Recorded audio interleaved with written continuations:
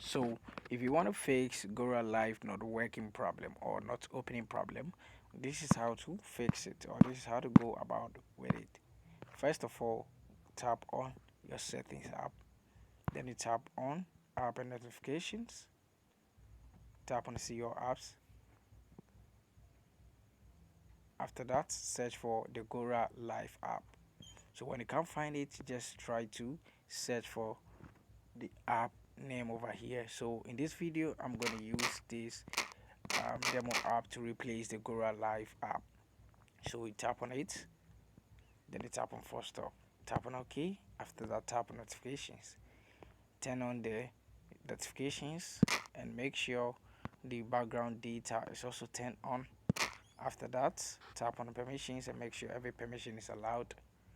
Then what you have to do lastly is to tap on storage and cache and clear the cache and also clear the storage as well.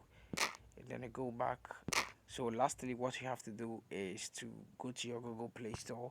Then you just check for the new update for this device.